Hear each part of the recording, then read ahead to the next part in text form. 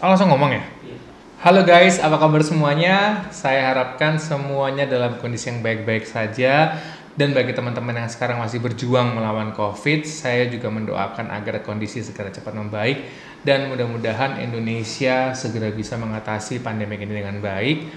Dan yang paling penting kita harus tetap menjaga prokes agar pandemi ini segera berakhir. Dan pada saat PPKM ini, marilah kita melakukan hal-hal positif. Salah satunya adalah menonton video-video yang positif dan edukatif seperti video berikut ini.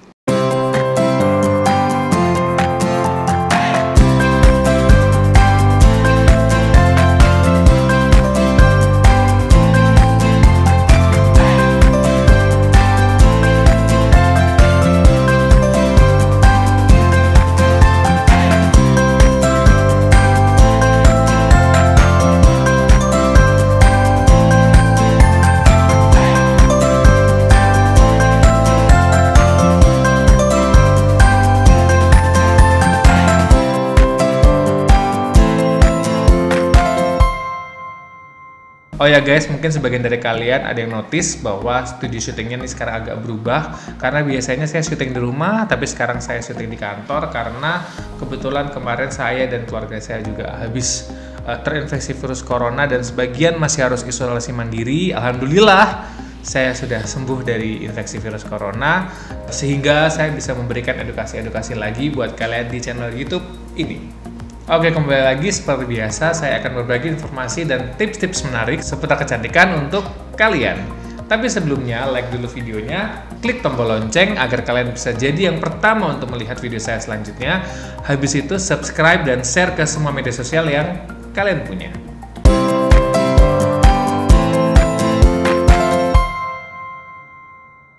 Guys, jerawat batu seringkali menimbulkan rasa sakit dan tidak nyaman. Ukurannya cenderung lebih besar dari jerawat biasa, berwarna kemerahan dan berisi nanah, membuat jerawat ini kerap mengganggu penampilan. Namun teman-teman tidak perlu khawatir karena jenis jerawat ini bisa dihilangkan jika ditangani dengan tepat. Di video sebelumnya kita kan sudah membahas jerawat kemerahan. Nah, bagi teman-teman yang belum nonton, bisa klik icon di pojok kanan atas ya. Nah, di video kali ini saya akan membagikan tips dan informasi untuk mengatasi atau menghilangkan jerawat batu dengan cara yang efektif. Tanpa berlama-lama, mari kita simak videonya.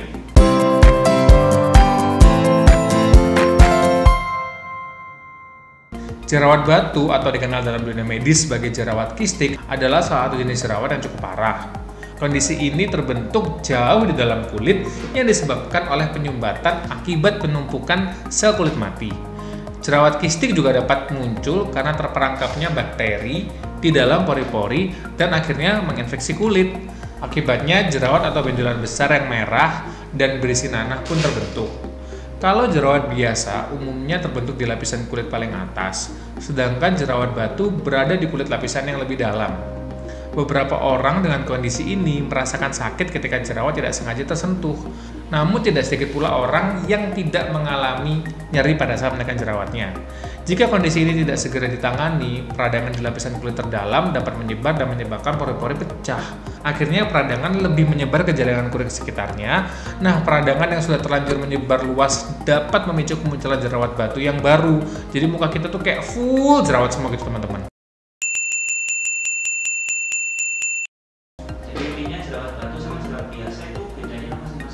Oke, pada dasarnya penyebab jerawat batu sama dengan bentuk jerawat lainnya. Perbedaannya adalah pada jerawat pada umumnya, infeksi ini atau penyumbatan ini terjadi di lapisan kulit yang agak lebih atas teman-teman. Tetapi kalau jerawat batu, sumbatannya berada di kulit yang lebih bawah lagi. Dan ini membutuhkan penanganan yang tidak mudah. Nah, setelah ini akan saya jelaskan ya penanganannya apa aja. Ada beberapa faktor yang memicu penyumbatan pori-pori kulit. Yang pertama karena genetik, yaitu adalah membawa gen orang tua yang bermasalah dengan kulit berjerawat. Kemudian yang kedua, disebabkan oleh karena kita mudah berkeringat sehingga menyebabkan tingkat kelembapan kulit lebih tinggi dan bakteri lebih mudah berkembang biak. Kemudian yang ketiga adalah karena menggunakan produk kosmetik yang tidak sesuai, terutama bagi jenis kulit yang berminyak. Nah, salah satu hal yang membedakan jerawat batu dengan jerawat lainnya adalah peranan hormon. Jerawat kistik sangat dipengaruhi oleh keseimbangan kadar hormon di dalam tubuh, yaitu karena produksi hormon androgen yang berlebihan. Sedikit informasi nih guys, hormon androgen adalah hormon yang mendukung fungsi organ seksual. Namun, androgen juga dapat merangsang kelenjar sebasea atau kelenjar minyak untuk menghasilkan sebum lebih banyak lagi. Nah, kadar androgen yang berlebihan mengakibatkan kelenjar sebasea menjadi lebih aktif. Akibatnya, produksi sebum pun menjadi lebih banyak, sehingga pori-pori lebih mudah tersumbat dan kulit kita berisiko lebih tinggi mengalami jerawat. Ketidakseimbangan hormon biasanya terjadi pada masa pubertas, menjelang menstruasi, hingga penderita sindrom ovarium polikistik atau PCOS. Nah, jerawat batu biasanya tidak bisa disembuhkan secara tuntas hanya dengan menggunakan obat jerawat yang dijual bebas di pasaran. Nah, kalian itu memerlukan penanganan lebih lanjut oleh dokter agar jerawat batu tidak menyebar dan menimbulkan bekas luka yang lebih besar karena tempatnya yang terlalu bawah di dasar kulit. Nah, setelah ini saya akan menjelaskan beberapa penanganan untuk menghilangkan jerawat batu dan mencegah munculnya jaringan parut pada kulit.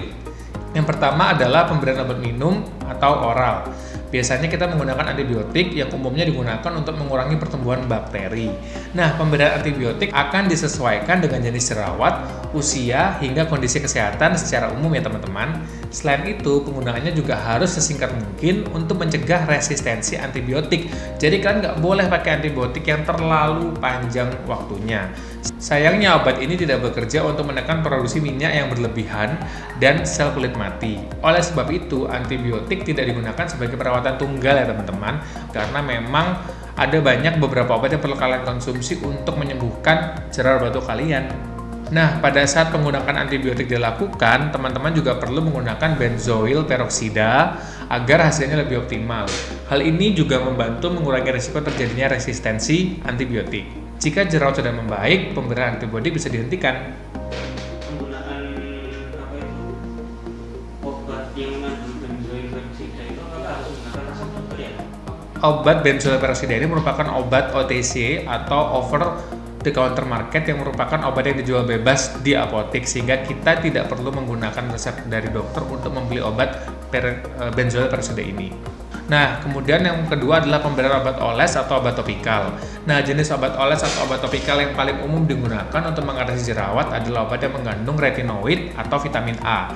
Nah, obat ini biasanya digunakan untuk menghilangkan dan mencegah jerawat yang parah ya teman-teman. Retinoid sering digunakan bersama dengan antibiotik topikal untuk mendapatkan hasil yang optimal. Nah, obat oles ini biasanya tersedia dalam bentuk krim, gel, atau lotion. Selain retinoid, obat oles yang digunakan untuk mengatasi jerawat batu adalah asam salisilat dan dapsone. Asam salisilat dapat mencegah penyumbatan pada pori-pori, sedangkan dapsone digunakan untuk jerawat yang lebih meradang. Nah, kemudian yang ketiga dengan terapi yang lebih intensif ya teman-teman.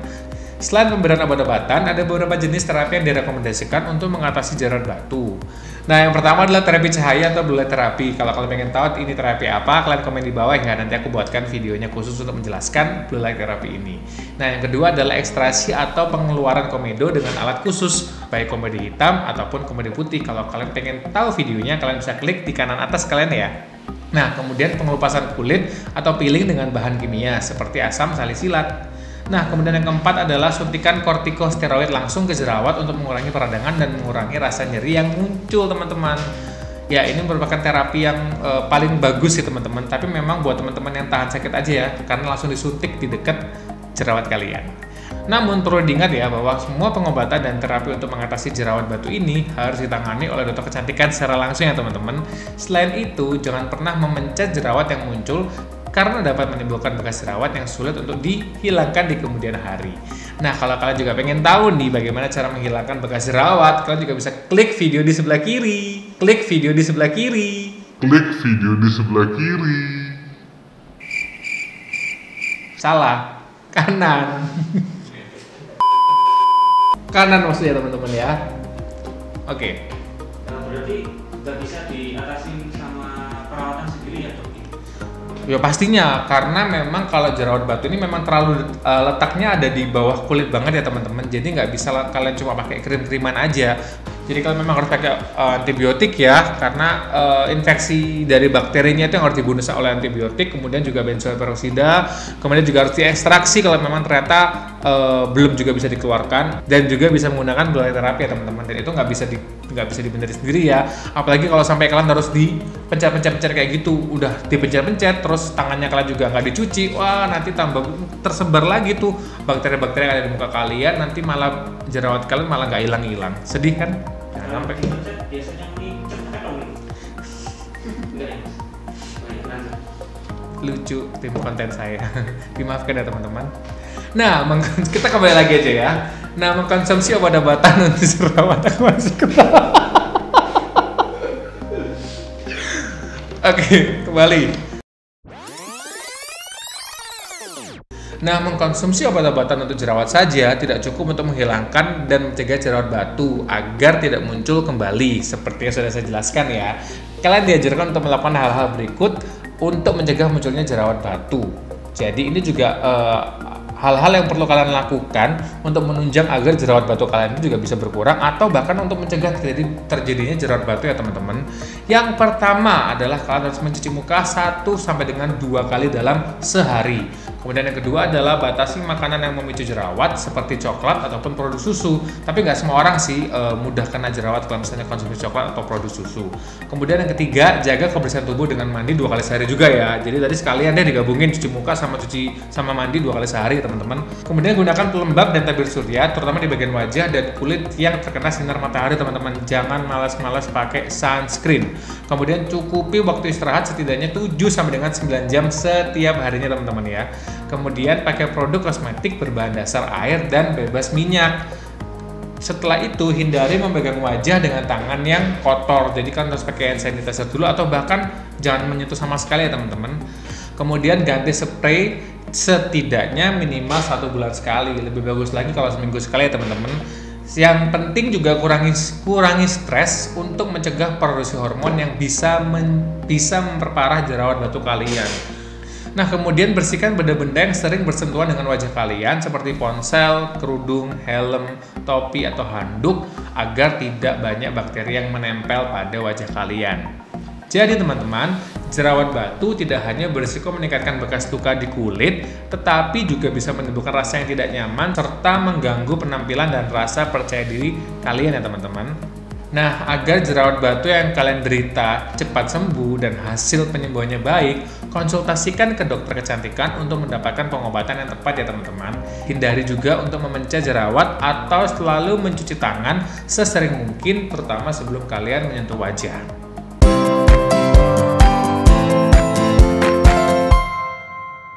Nah, itu tadi adalah edukasi dan tips tentang mengatasi atau menyembuhkan jerawat batu dengan cara yang efektif.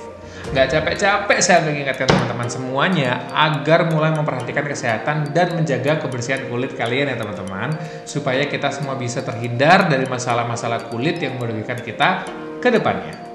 Jangan lupa untuk selalu berpola hidup bersih dan sehat, dan yang penting tetap taati prokes ya teman-teman, yang tidak berkepentingan di luar agar tetap di rumah saja. Semoga kita juga terhindar dari bahaya COVID-19 ya teman-teman. Oh ya, jangan lupa subscribe, like, komen, dan juga share jika video ini bermanfaat untuk kalian semua. Saya Dr. Dwi Wijaya, pamit undur diri dan sampai jumpa.